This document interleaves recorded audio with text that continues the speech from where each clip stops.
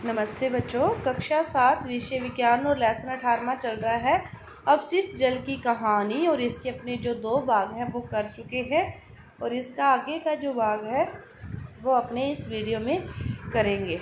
तो अपने देखते हैं, अपना जो टॉपिक शुरू करना था, जागरूक नागरिक बने, इससे कि जो अपशिष्ट पदार्थों की उत्पत्ति है और मानव की जो प्राकृतिक एवं सामाजिक क्रियाकलापों का परिणाम है। जो अपशिष्ट पदार्थ हैं इनकी उत्पत्ति किसका परिणाम है कि मानव ने के प्राकृतिक और सामाजिक, कुछ तो प्रकृति से संबंधित ही कार्य हैं और कुछ वो सामाजिक जो क्रियाकलाप करता है उसी के परिणाम स्वरूप जो अपशिष्ट पदार्थ हैं वो उत्पन्न होते हैं। मानव के प्राकृतिक और सामाजिक दोनों की उत्पत्ति है, दोनों का ही उत्पत्ति है, जो दोनों का ही परिणाम है। परंतु हम अपशिष्ट पदार्थों की मात्रा तथा उनकी विविधता को सीमित अवश्य कर सकते हैं। जो अपशिष्ट पदार्थों की मात्रा और उनकी ये परिणाम है, मतलब ये उत्पन्न तो होंगे ही होंगे, लेकिन अपने क्या कर सकते हैं, इसको सीमित अवश्य कर सकते हैं। हम प्राय कूड़े कचरे से उठने वाली दुर्गंध से परेशानी का अनुभव करते हैं कि जो कूड़ा कचरा है उससे उठने वाली जो दुर्गंध है उससे हमें क्या होती है, परेशानी का अनुभव होता है। खुली नलियों का दृश्य है वो घृणित लगता है। वर्षा काल में स्थिति और भी भयावह हो जाती है। जब नलियाँ उमड़ने लगती है तो उनका कचरा सड़कों पर फैल जाता है और हमें कीचड़ से भरी सड़कों से अपना जो मार्ग है वो ढूंढना पड़ता है। तो उस टाइम कितनी परेशानी होती है। बारिश के टाइम जब हमें रास्ते सड़क पार करनी हो तो हमें कितनी परेशानी का सामना करना पड़ता है। उस टाइम ये जो परिस्थितियां हैं वो अत्यंत अस्वास्थ्यकर व रोगकारक हो सकती है। उस टाइम की ये परिस्थितियां बहुत ही अस्वास्थ्यकर और रोगकारक, मतलब उससे किसी न किसी प्रकार का कोई रोग भी संभव है। तो सड़कों पर बिखरे कचरे और अपशिष्ट पदार्थों पर जहाँ अपशिष्ट पदार्थों पर रोग वाहक मच्छर, मक्खियाँ और अन्य कीट क्या होते हैं, पनपने लगते हैं, जिससे बहुत ज़्यादा मात्रा में फिर बीमारियाँ फैलती है। तो ये सारी स्थितियाँ हैं। इन स्थितियों का हमें सामना न करना पड़े तो हम इन स्थितियों को कुछ हद तक सुधार सकते हैं। इसके बाद देखो, आपका जो है कि जो एक जागरूक नागरिक के नाते आपका जो कर्तव्य है वो क्या है कि आप नगर पालिका या ग्राम पंचायत को, अपने नगर पालिका के सदस्य हो तो नगर पालिका को, आप पंचायत में रहते हो तो ग्राम पंचायत को, इन सभी विषयों के बारे में, परिस्थितियों के बारे में उनसे क्या करें, आग्रह करें, उन्हें आगाह करें, उन्हें बताएं कि इसके लिए आप ये कदम उठा सकते हो, इस प्रकार ये संभव है। इससे हमारे किसी भी घर से जो निकलने वाला जो बाहित मल है वो आस पड़ोस की गंदगी को फैला रहा है तो अन्य नागरिकों के स्वास्थ्य पर उससे प्रभाव पड़ता है। तो इससे उनसे निवेदन करके उनको इन परिस्थितियों के बारे में आगाह करके और उनको सुझाव भी दिए जा सकते हैं कि इस प्रकार ये करें तो ये बीमारियां संभव न हो। इन बीमारियों से हम इस प्रकार छुटकारा डाल सकते हैं। इसके बाद देखो, अच्छी गृह व्यवस्था बनाए रखने की जो प्रक्रिया है। अपशिष्ट पदार्थों और प्रदूषकों को उनके स्रोत पर ही कम करने और हटा देने की जो एक विधि है, इसके प्रति सचेत रहना है कि आप नलियों में किसी भी प्रकार के पदार्थ बहा रहे हैं, अपने को पता होना चाहिए। खाना पकाने के जो तेल हैं या जो बसाओं को और जो बसा वाले पदार्थ है उनको नाली में बहाना नहीं चाहिए। ये पाइपों में कठोर पदार्थों की परत जमा देते हैं और उनको बंद कर देते हैं, तो खुली नाली में बसा और मृदा के रंध्रों को वो बंद कर देती है, जिससे उसकी जल को फिल्टर करने की प्रभाविता कम हो जाती है। तेल व बसाओं को कूड़ेदान में ही फेंकना चाहिए। तेल व बसाओं को खुली नाली में नहीं बहाना चाहिए, इसको समुद्र उसमें कूड़ेदान में ही फेंकना चाहिए। पेंट या विलायक, कीटनाशक, मोटर तेल हुए, औषधियाँ हुई, ये भी रसायन उन सूक्ष्म जीवों को मार सकते हैं जो जल के शुद्धिकरण में सहायक है। इसीलिए पेंट हुआ, विलायक हुआ, कीटनाशक हुआ, मोटर तेल या औषधियाँ हुई, इनको भी नाली में नहीं बहाना चाहिए। प्रयुक्त चाय की पत्ती हुई, बचे हुए जो खाद्य ठोस पदार्थ हैं और मृदु खिलौने हुए, रुई, सैनिटरी टॉवल आदि को भी कूड़ेदान में ही फेंका जाना चाहिए। ये भी नलियों को क्या करते हैं, अवरुद्ध कर देते हैं और ऐसे अपशिष्ट ऑक्सीजन का जो मुक्त प्रवाह है उसको भी नहीं होने देते, जिससे निम्नीकरण का जो प्रक्रम है वो क्या होता है, बाधित होता है। तो इन सभी को भी नलियों में नहीं बहाना चाहिए, इसको भी कूड़ेदान में ही फेंकना चाहिए। तो इन पदार्थों को अपने नालियों में बहाने से रोककर कुछ हद तक अपने खुद के स्तर पर, समय के स्तर पर ये प्रयास कर सकते हैं। इसके बाद देखो 18.6 टॉपिक है आपका स्वच्छता और रोग। जो स्वच्छता है उसकी जितनी कमी होगी तो वहाँ पर उस जगह पर जो रोग है वो उतने ही ज़्यादा होंगे, और यदि स्वच्छता में वृद्धि होगी तो रोग क्या होंगे, कम होंगे। तो आइए हम अपने देश की स्थिति पर चर्चा करते हैं। हमारी जो जनसंख्या का एक बहुत बड़ा भाग है वो आज भी मल व्यवन व्यवस्थाओं की सुविधाओं से क्या है, वंचित है।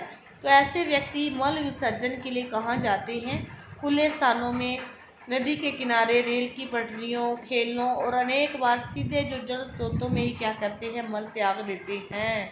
तो अनुपचारित मानव इस प्रकार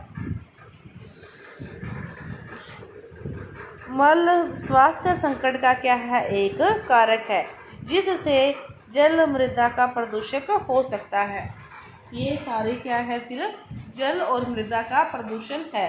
तो सतह पर उपलब्ध जल और भौमजल दोनों ही फिर मानव बल से प्रदूषित हो जाते हैं। तो दोनों ही फिर प्रदूषित होंगे। भौमजल कुआं, ट्यूबवेल, झरनों और अनेक नदियों के लिए जल का स्रोत क्या है, भौमजल ही है।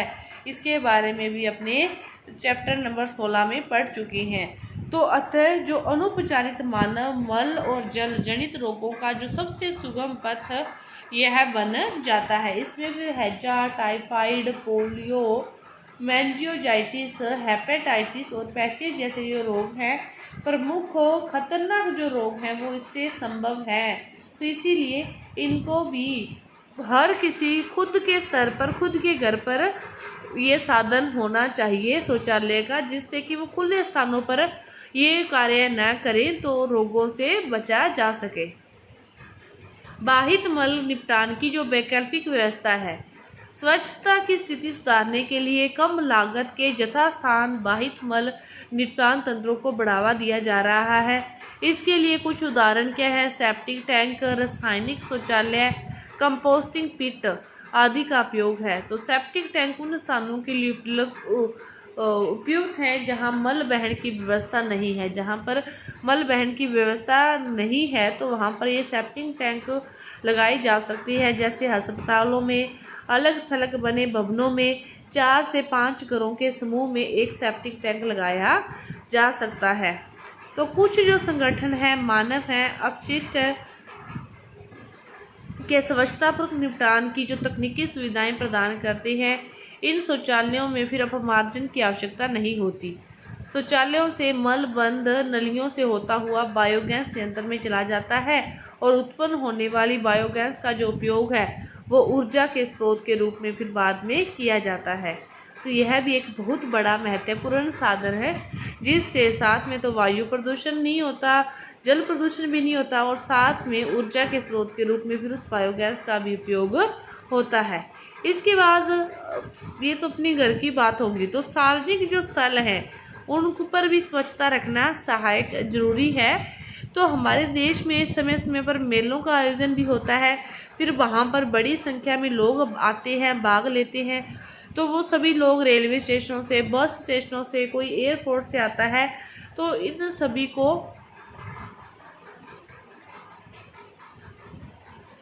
जो भीड़ आती है, इन सभी सार्वजनिक स्थल होते हैं। तो ये रेलवे स्टेशन, बस स्टेशन और एयरपोर्ट, ये सारे क्या है, सार्वजनिक स्टेशन है। तो इन स्थानों पर प्रतिदिन हजारों के जो संख्या में लोग आते हैं। तो यहाँ विशिष्ट मात्रा में जो अपशिष्ट पदार्थ हैं फिर वो जनित होते हैं।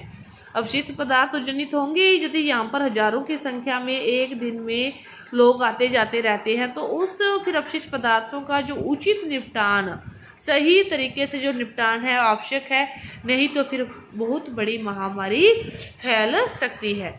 सरकार ने स्वच्छता के लिए कुछ निश्चित मानक निर्धारित किए हैं, लेकिन दुर्भाग्य से सख्ती से लागू नहीं किया जाता। कि कोई भी चीज़ को लागू निर्धारण तो कर देती हैं, लेकिन उसको सख्ती से लागू नहीं करते। तथापि हम सभी सार्वजनिक स्थलों पर स्वच्छता बनाए रखने में योगदान, मतलब हम सभी अपने अपने स्तर पर यह योगदान कर सकते हैं कि हमें यहाँ वहाँ कूड़ा करकट नहीं फेंकना। कूड़ा करकट फेंकना है तो किसी कूड़ेदान में ही फेंके, और नहीं तो हम जो कचरा है उसको घर में ले जाकर वहाँ कूड़ेदान में डाल दें, या किसी भी प्रकार उसको नष्ट कर सकते हैं। बस स्टैंड पर इधर उधर, रेलवे स्टेशन पर इधर उधर हमको कूड़ा जो कचरा है, कूड़ा करकट है, उसको नहीं फेंकना चाहिए। इसके बाद देखो ये आपको क्या दे रखा था बीच में, कृमि प्रसंस्करण शौचालय। कि भारत में ऐसे शौचालय की रूपरेखा का परीक्षण किया गया है जिसमें मानव मल को केंचुओं द्वारा उपचारित किया जाता है। कि एक ऐसा भी शौचालय बनाया गया है कि जो मानव का मल है उसको केंचुओं के द्वारा उपचारित किया जाता है, और यह जो तकनीक है वो मानव मल के सुरक्षित प्रसंस्करण के लिए आदर्श सिद्ध हो सकती है, क्योंकि इसके उपयोग में जल की बहुत कम मात्रा की आवश्यकता होती है। शौचालय का संचालन बहुत सरल और स्वच्छ है। मानव मल तुरंतः कृमि केकों में परिवर्तित हो जाता है, जो फिर मृदा के लिए अति समृद्ध पोषक है। जो मृदा के लिए क्या है, अति समृद्ध पोषक है। ये था कृमि प्रसंस्करण शौचालय। इसके बाद वर्ष 2016 में भारत सरकार ने स्वच्छ भारत के नाम पर एक मुहिम शुरू की है। कब? 2016 में, जिसके अंतर्गत कई अभियान शुरू किए गए हैं, जैसे कि प्रत्येक व्यक्ति के लिए शौचालय सुनिश्चित करना तथा मल अपशिष्ट का उपयुक्त निपटान करना। ये जो योजना है वो 2016 से स्वच्छ भारत के तहत चलाई गई है कि प्रत्येक व्यक्ति के लिए शौचालय है वो सुनिश्चित करना है। इसके बाद महात्मा गांधी ने क्या कहा था कि जो मानवीय और पथ प्रदर्शक कार्य है प्रारंभ करने के लिए किसी को भी किसी दूसरे का मुंह नहीं देखना चाहिए। कि जो कार्य सभी की भलाई के लिए हो, अपने सोचे कि वो कहेंगे तो अपने करेंगे, वो सोचते होंगे कि ये कहेंगे तो वो अपनी करेंगे, कहता कोई नहीं तो कार्य शुरू नहीं होता। तो किसी के भी मुंह की तरफ नहीं देखना चाहिए। आप अपने घर पे भी कोई बात ले लो कि कोई काम छोड़ दो, वो कर लेगा, वो दूसरा सोच रहा होगा कि ये कर लेगा, तीसरा सोच रहा होगा कि वो कर लेंगे। इस प्रकार बैठे रहो चाहे सारा दिन, फिर वो काम नहीं होता। खुद के स्तर पर हर कार्य को शुरू करना चाहिए। जो अपने सोचते हैं कि नहीं ऐसा हो, वो चीज़ खुद के स्तर पर खुद के प्रयास से शुरू करनी चाहिए, तो वो कार्य है वो जरूर संभव होता है। तो आपका ये चैप्टर है ये पूरा हुआ। धन्यवाद।